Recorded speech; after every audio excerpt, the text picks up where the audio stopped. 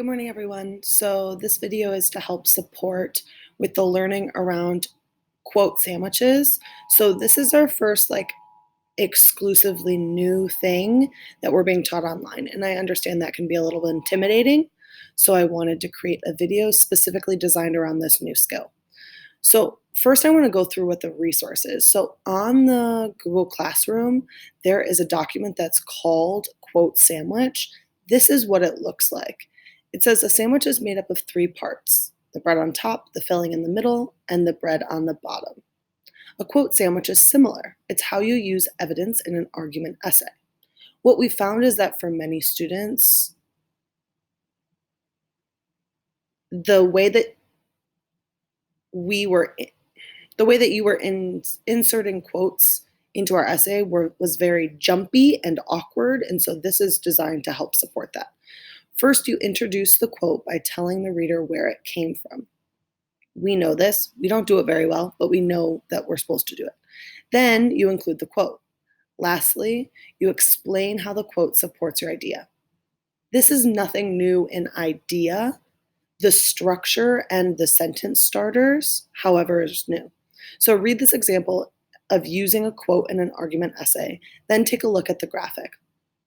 Okay, so after seeing some pictures of herself in Mexico, the author realizes she needs to make a change.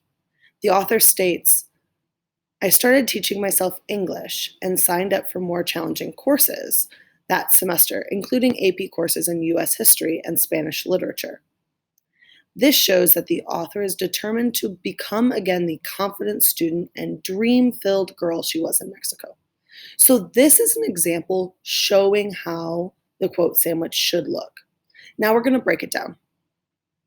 So first you introduce the quote. This includes the who and the when. So example, after seeing some pictures of herself in Mexico, the author realizes she needs to make a change. So this does not come from the text. This is the writer writing this themselves. After seeing some pictures of herself, the author realizes she needs to make a change. So what this sentence does for me as a teacher is it shows that you understand the context in which this quote is coming from.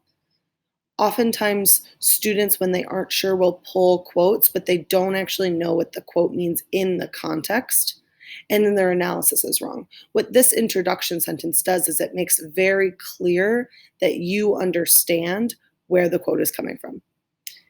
Sample starter sentences for introducing a quote. In chapter blank, blank, while the author is blank, she blank. After blank, the author blank.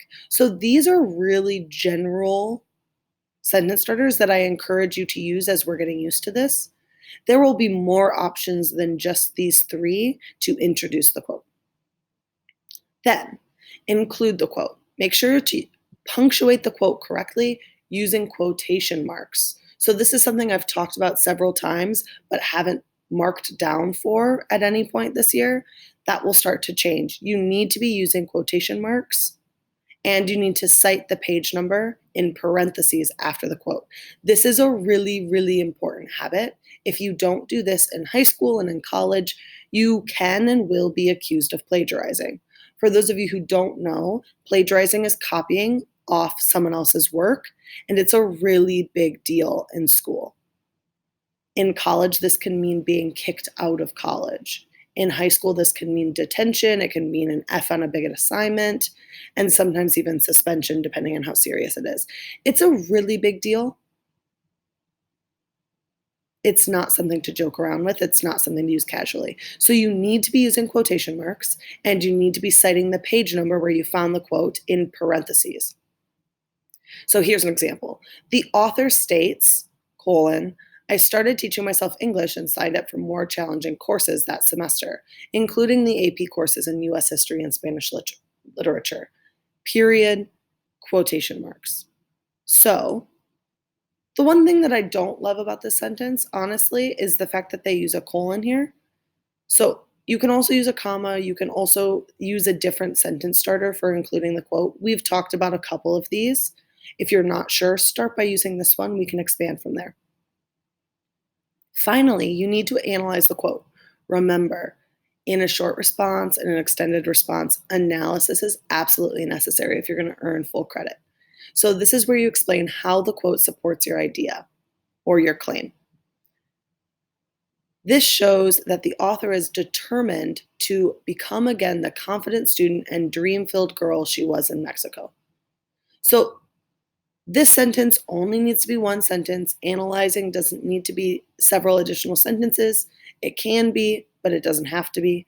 What this shows is not only do you understand what the text is generally about, which is what this first part is, then you quote it correctly, you pull an effective quote. Then you're clearly connecting it back to the claim. Here are some sentence starters to support with that. This means that, this shows that, this demonstrates that, right? Very simple. There are other sentence starters for this, but start with these. This resource is in the Google Classroom under quote sandwich. Today's work, so lesson 5, is designed around doing quote sandwiches. So is lesson 7, I believe. So this is a really helpful tool for you. Please use it. All right. Happy working.